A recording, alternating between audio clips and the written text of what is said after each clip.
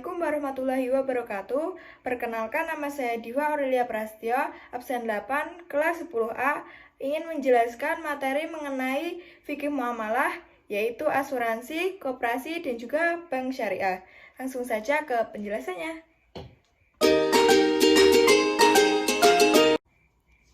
Yang pertama adalah asuransi syariah.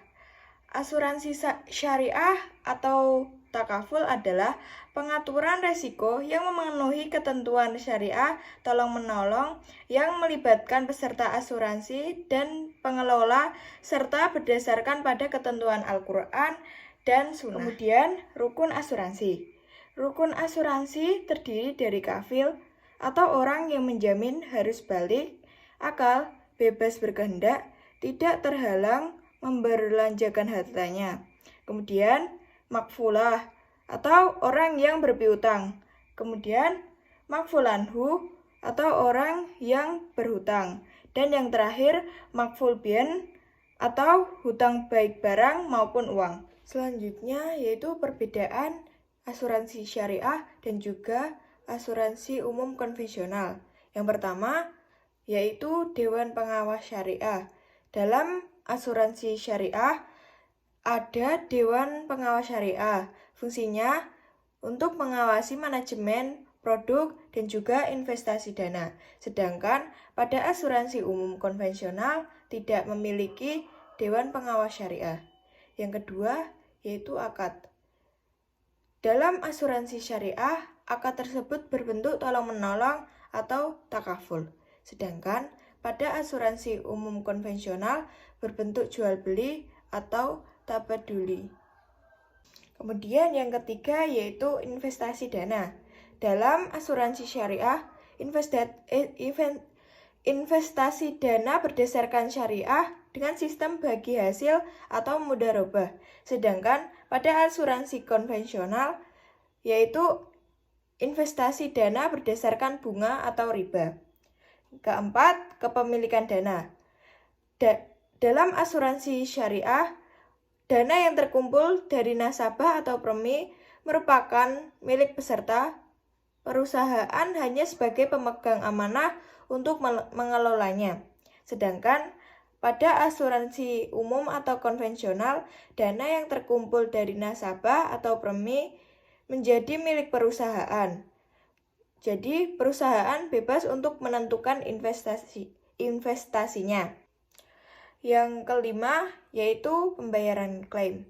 Pembayaran klaim pada asuransi syariah yaitu dari rekening tabaru atau dana sosial seluruh peserta yang sejak awal sudah diikhlaskan oleh peserta untuk keperluan tolong-menolong bila terjadi musibah.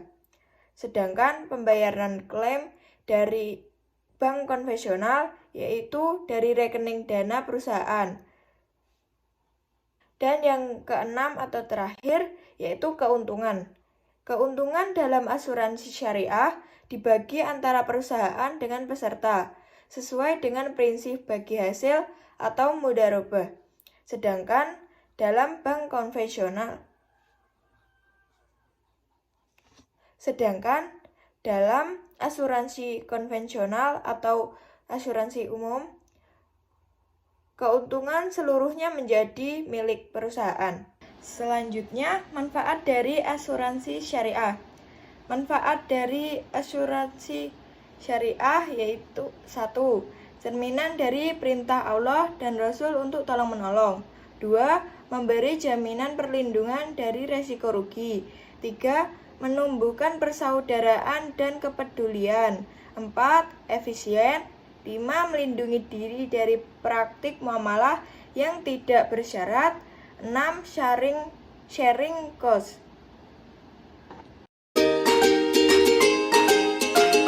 Yang kedua yaitu pengertian bank syariah. Bank syariah sendiri adalah suatu sistem perbankan yang pelaksanaannya berdasarkan hukum Islam atau syariah. Selanjutnya yaitu kegiatan dan usaha bank syariah.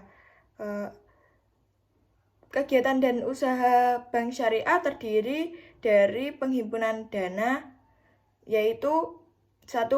Prinsip wadiah. Prinsip wadiah merupakan titipan dari satu pihak ke pihak yang lain, baik sebagai individu maupun atas nama badan hukum yang harus dijaga dan dikembalikan oleh penerima titipan kapanpun pihak yang menitipkan hendak mengambilnya.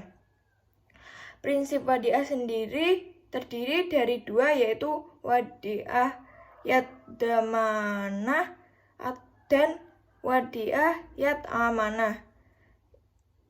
Wadiah yadamanah merupakan titipan yang selama belum dikembalikan kepada pihak yang menitipkan boleh dimanfaatkan oleh pihak penerima titipan. Sedangkan wadiah yad amanah adalah pihak yang menerima titipan tersebut tidak boleh mengambil manfaat atau barang yang dititipkan tersebut sampai pihak yang menitipkan mengambilnya kembali. Kemudian, prinsip mudharabah. Prinsip mudharabah merupakan perjanjian kerja atas sebuah usaha di mana pihak pertama bertindak sebagai penyedia dana dan pihak kedua bertanggung jawab untuk pengelolaan usaha. Prinsip mudharabah dibagi menjadi 3, yaitu mutyaqah, muqayyadah, dan juga mustarokah. Sistem mutyaqah yaitu sistem mudharabah yang memberikan kuasa penuh kepada pengelola untuk menjalankan usahanya tanpa batasan apapun yang berkaitan dengan usaha tersebut. Kemudian, sistem muqayyadah yaitu sistem mudharabah di mana pemilik dana memberikan batasan kepada mudharib dalam pengelolaan dana berupa jenis usaha apapun yang dijalankan, tempat masak maupun target konsumennya. Yang terakhir yaitu mustarokah. Mustarokah merupakan sistem mudharabah di mana pihak pengelola dana menyertakan modalnya dalam kerjasama investasi. Kemudian kegiatan dan usaha bank syariah yang kedua yaitu penyaluran dana. Penyaluran dana yaitu terdiri dari jual beli. Jual beli terdapat 3 skema, yaitu skema murabahah, skema salam, dan juga skema istisna. Kemudian kegiatan dan usaha bank syariah yang ketiga yaitu jasa pelayanan. Jasa pelayanan terdiri dari 4, yaitu wakalah, hawalah, kafalah, dan juga ran. Selanjutnya, hikmah dan manfaat bank syariah. Pertama, terhindar dari riba. Kedua, mendatangkan pahala. Ketiga, keuntungan berdasarkan hasil.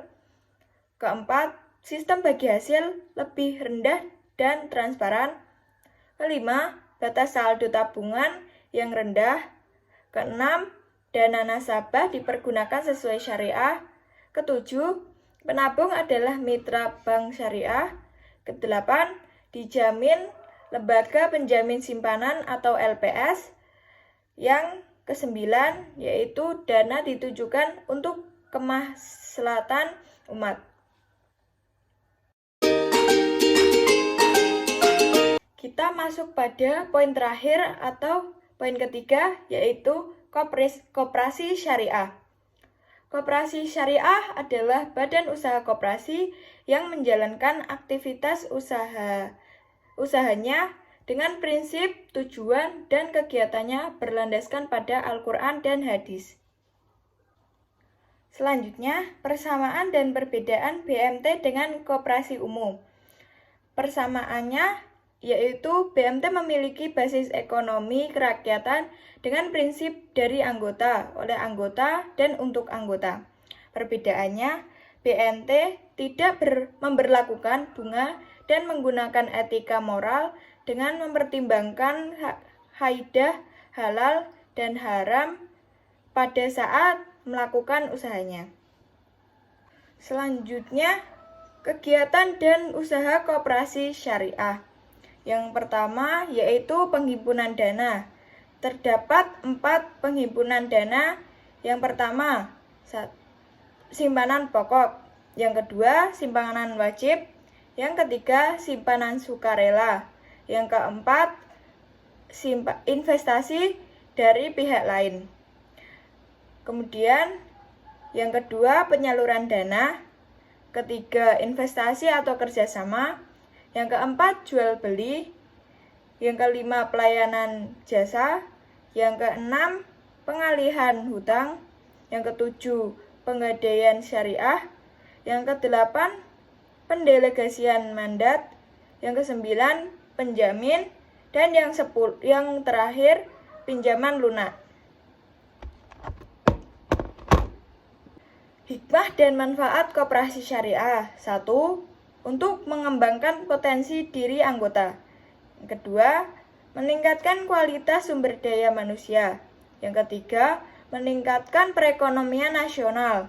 Keempat, penghubung penyedia dan pengguna dana.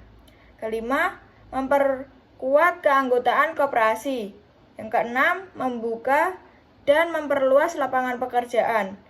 Yang ketujuh, membantu UMKM. Sekian video penjelasan dari saya. Bila masih banyak kekurangan dan kesalahan, mohon dimaafkan. Wassalamualaikum warahmatullahi wabarakatuh.